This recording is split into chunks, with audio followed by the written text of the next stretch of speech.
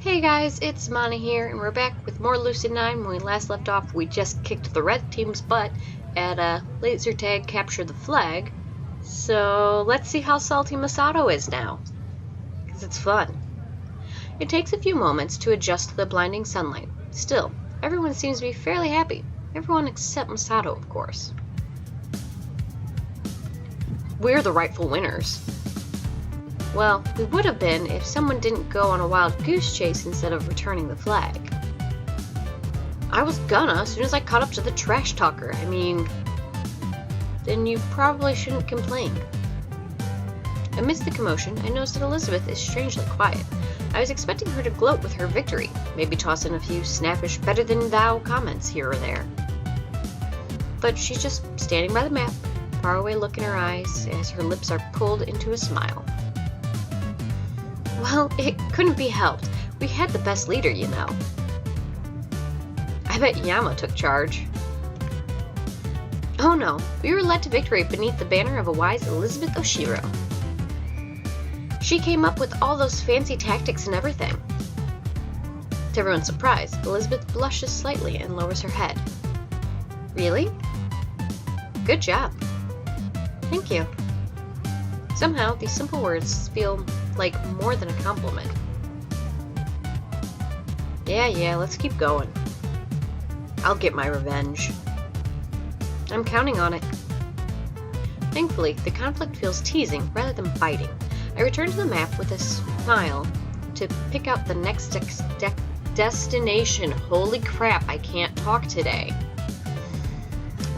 Tech sandbox, tower drop, bot fight arena, tech showcase, Ferris wheel. Tower drop! Let's go! Several terrified screams from nearby turn my attention to a tower of twisted metal that seems to stretch into the sky. Masato eagerly nudges me in the ribs, pointing frantically at said tower of twisted metal. Hey Yama, you and me. What? The tower drop, man. No. There are more elegant ways of suicide, you know. It ain't suicide, it'll be awesome. Clearly, his definition of awesome vastly differs from mine, or any sane person's definition of awesome. I'm with Masato, but I also am technically not sane. But that's a story for another time. Have fun. You gotta come with me. What? Why? It's destiny, man. Can't you hear it calling you? The ground is calling me more. That's called gravity. Stop babying around. Think of it this way. Gravity's acceleration is 9.8 meters per second squared, and that tower's maybe 1.25 meters high. If we plug it in to figure out the ending velocity of a falling object, we get the square root of 2 times 9.8 times 1.25, which is 1.225, and that gets us 49.5. Bam! Our ending velocity is 49.5 meters per second downward. Neglect and air resistance, of course. Then we plug that into the equation. To get the time, we gotta divide our velocity numbers by gravity numbers. So, 49.5 divided by 9.8, which gives us something around 5.05 seconds. This all means that if the tower breaks, you'll be terrified out of your wits for 5.05 seconds before you die. A quick and painless death. Thanks, that's really assuring. Still, the sudden display of intelligence leaves everyone in shocked silence. Masato easily grasps me by the arm and lugs me to the tower. Sometimes I think that Masato's a lot smarter than he gives himself credit for. I feel an impending sense of doom as the attendant straps me into the tower seat, leaving my legs dangling in thin air. I don't see why anyone would do this for fun. I do, it's called the Power Tower at Cedar Point. Being terrified is fun, man. Thank you. Yeah, masochist. My stomach lodges in my throat as our seats begin to rise. I note that there's a hyperventilating girl to my left. And further down, a kid. The kid looks like he's about to vomit. You should calm down, man. You look a little hibiki. Hyper what? Hibiki. My bro, 8 years old. Oh, I didn't know you had a little brother. Got lots of them, and more to spare. 4 little tykes to look after. Oh, wait a minute.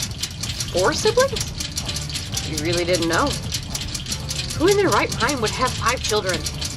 8, technically, but the other ones are in college. You realize that just makes things more outrageous, right? How could 2 people possibly take care of 8 children? My mom is one of 10. Just saying. You saying that Mom and Pa didn't raise us right?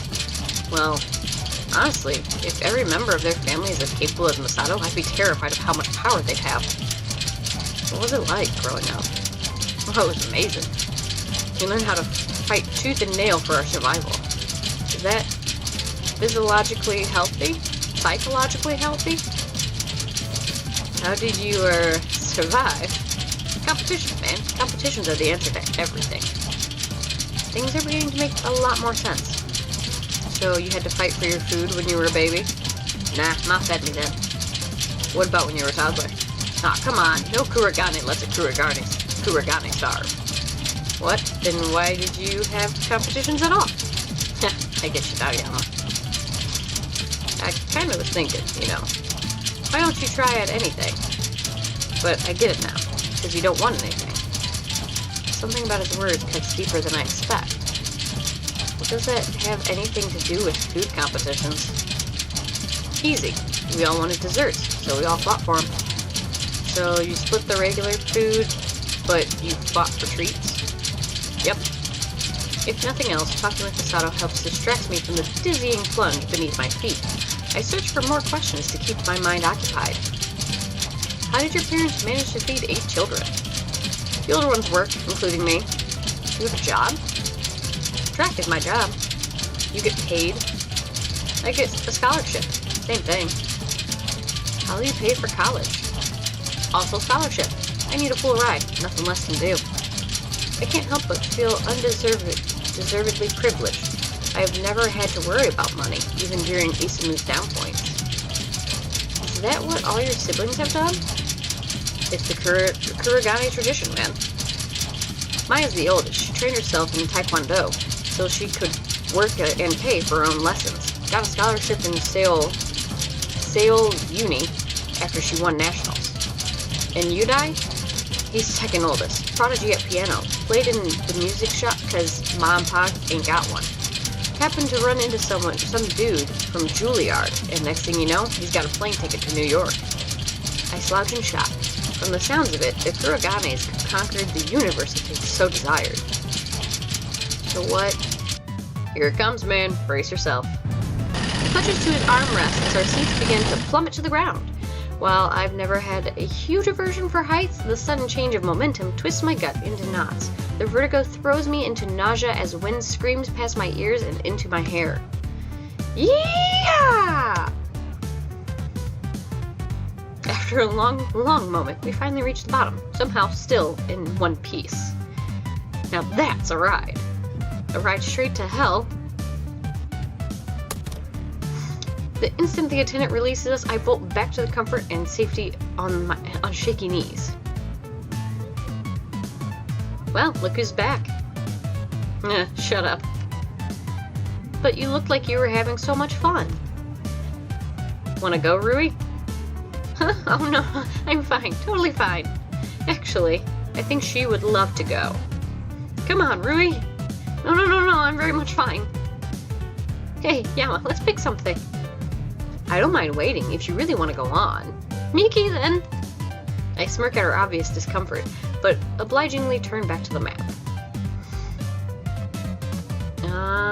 I want to save the Ferris wheel for last because I know that that's going to get interesting.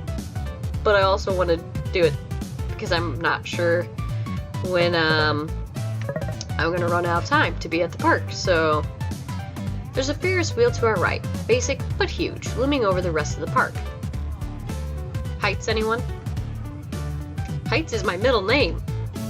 No, it isn't. Either way, a Ferris wheel may be our best choice. It might calm some of us who are a little overexcited. She sends a significant glance at Akira, who is currently sprinting to and fro, wildly flapping her arms and snorting. I'm a dragon! I'm breathing fire! I'm flying! I'm a dragon! Maybe there has been too much excitement for one day. Everyone seems to be looking forward to taking a breather. Right, Ferris wheel it is. Rui clicks and growls a little at Acura, who clicks and growls back. Then, thankfully, we head to the Ferris wheel without any more anomalies. The cars are small, since the Ferris wheel is meant to fit as many of them as possible. They're only meant to fit 2 people. Guess we're paired off. Rui colors slightly at this. Everyone seems to notice. I pretend not to. I guess we are, huh? Hey, you and Cap should share a car. What makes you say that? Well, you're a pair. Why else? Acura. Well, Rui, if you make it such a big deal. Anyway, I'm going with Masato. She shoots a very significant look at the rest of the group. Oh, of course. Misaki, shall we? I believe we shall. Then I'm with her? Her name is Irie, you know. But I'd rather go with... Alright, Irie it is. What do they think? I'm blind? Well, that's settled. It looks like you have no choice but to ride in a car together. The others pranced into their respective cars, leaving Rui and me in silence. That was quite possibly the most unsubtle way to get us together. I guess we should board. Yeah. Next time I see Akira, we're going to have a little chat. Rui and I slip into the next car, a cozy blue box with blue cushioned seats and blue doors and blue ceilings dressed with white trim and white wood and a white light. It looks like yellow to me, but okay. Rui eases comfortably into her seat, turning her head until she's staring out the window. After the attendant closes our door, the Ferris wheel begins to steadily chug upwards. Yama? The serious outline of her voice catches me off guard. I find myself curling my fingers into the cushion beneath me. What? I'm really glad I met you. My heart throbs unexpectedly against my ribcage. Nervousness? Shock? I immediately move to distance myself from the alien emotion. I know. Who else would be a willing victim of your verbal abuse? Not that, you know. I feel like you don't hear it very often. I'm glad you're here, Yama. I'm glad I know you. I hadn't known that it was possible to simultaneously feel intensely cold and intensely hot. Something about her words is very discomforting, even while I feel warmth creeping into my limbs. I guess that if I wasn't here, I couldn't be glad, so by default, I'm glad I'm here too. Stupid, stupid, stupid, what am I even saying? Why do you always do that? Do what? Deflect attention off yourself. Because I'm not worth paying attention to. Because why would someone as bright and adorable and winning as Rui care for me after all these years? Why is she the one who's glad we're friends when I'm the one who should be saying that 10, 50, 100 times over? I haven't done anything for her. Complain, whine, criticize, complain some more. Who'd really want that kind of friend? I have fun when you're around. I like our bickering. I like watching your stupid competitions with Masato. Just be yourself, okay? I should honestly admit to myself that I'm touched, but I'm far too awkward for that. Well, I can't exactly be anyone else. Gosh, you really love to kill the mood, don't you? It's better than killing other things. Oh, Yama. You kill other things too. Such as? Brain cells. It's so unexpected that it makes me laugh. The atmosphere instantly relaxes at the sudden injection of snark. We fall into silence after that breeze of humor. Rui resumes staring out off the car window. I glance around, searching for another topic. Scenery? Boring. Weather? Worse. Love life? Bad idea. I idly brush my hand against the window frame. It seems to breathe beneath my fingertips. Say, that's an idea. I reach my arms out until they're touching either side of the car. Rui turns to me, questions weighing on her brow. What are you doing? Earthquake! My voice slips out unusually high and childish as I shove my body to and fro. Our car immediately begins to swing, creaking metallically beneath my weight. Rui pales and clings to her cushion. Stop that! Stop what? You know, if you shake it too much, we might fall. Fall? Like this? I feign crashing to the side, slamming into the car wall with more force than I probably should. Rui squeaks, instinctively reaching for me. Don't do that, it's dangerous. What's dangerous? This? I straighten and pretend to fall again, but Rui snatches my wrist and pulls me towards her. My momentum collapses against her. I'm barely able to catch myself against her seat. For a long, long moment, we stay in silence. I'm looming over Rui, one hand curled on the seat by her head, the other instinctively clapped around her shoulder. Her face is unnaturally close. At this distance, I can feel her breath, short and warm, brushing against my cheek. Her eyes, amber, also warm. Her hair, the color of light fire, silky warm. Everything about her, warmth, comfort. Warmth, comfort, love. Yama? Sorry. I finally come to my senses and plop back in my seat, staring very resolutely out the window. What the heck was I just doing? Rui. This is Rui. Rui Hayata, the girl who's in love with you. Get a grip on yourself. And now the silence is suffocating. So, we immediately pause, eyes cutting between the window and each other. You first. No, it's okay. I didn't have anything important to say. Me neither. Silence again. We stop again. Awkward. So awkward. What were you gonna say?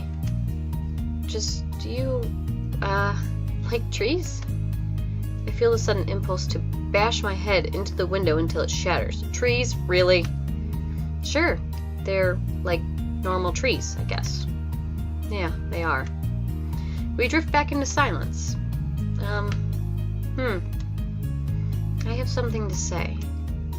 Is she going to say what I think she's going to say? No.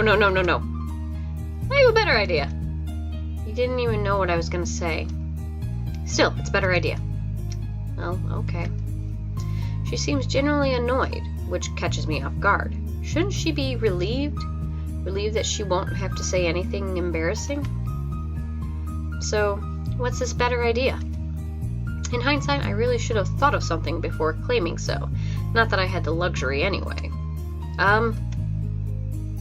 Yama. Well, I was gonna say that a simple kind of crazy idea leaps into my head, and I go for it. Shh! What now? I immediately drop to the floor in an athletic crouch, pretending to search for something. Rui's face transforms as she curiously surveys my actions. After a few seconds of pausing, I pretend to yank something out from beneath the seat. Bugged. What? Why?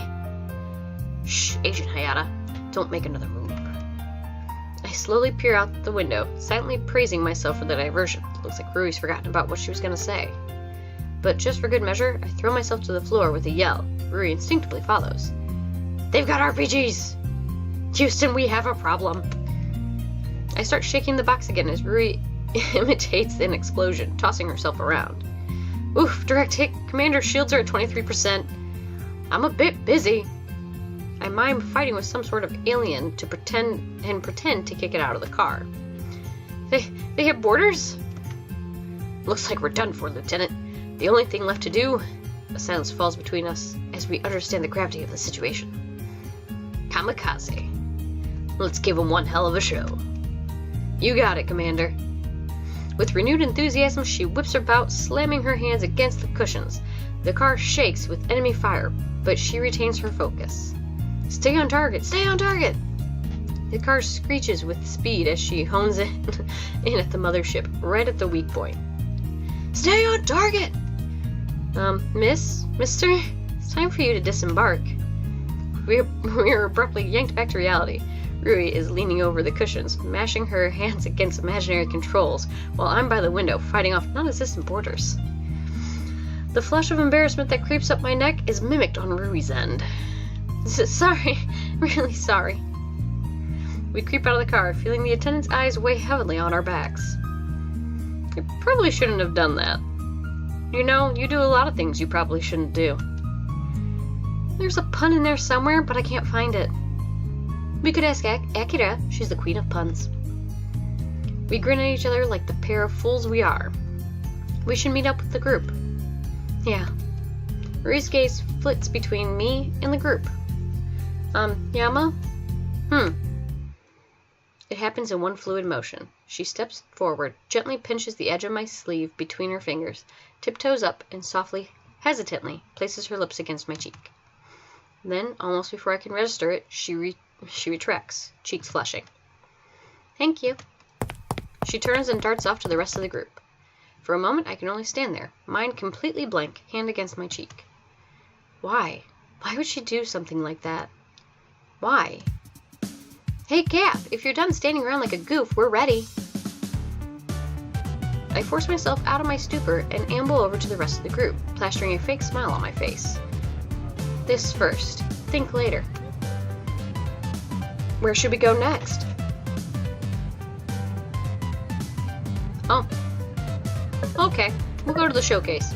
My eyes are drawn to a large, oddly shaped building at the center of the map. It's clearly the biggest attraction in the park. What exactly do they have at this tech expo? You mean, what don't they have? You can pretty much find every Lemonscape device on display there, even their new tech that hasn't been released yet. Considering the building's size, I can see how that cannot accommodate it all. It says here they're holding some kind of lottery drawing for weed? I double-checked to see whether I read that correctly. Surely they didn't mean what I'm thinking, do they? What? Why would they be giving that away at a drawing? I'm puzzled as well. Someone mind explaining what this WEED is? WEED is just an acronym for Wall Electronic Energy Director. It's a new Lemonscape cell phone that can run on power from a wall socket, even without a battery. That sounds like an underwhelming feature to be so hyped about. We should go. This is an opportunity to introduce you to the world of technology, Yama. I feel like you just want to go for this weed. Not at all. I only suggest this for your sake. If you stay ignorant about today's technological innovations, you're no better than a Neanderthal. They did invent the wheel, so it's not like they weren't smart. In response to my sarcasm, Misaki looks me dead in the eye. It's the same glare she used to give me before she dragged me somewhere against my will. We're going. And just as I predicted, she takes a hold of my arm, pulling me towards the direction of the expo. What about the others? Oh, I'm sure they'll follow. No need to worry about them. Once we dart into the building, I immediately notice the area is way too crowded for my liking.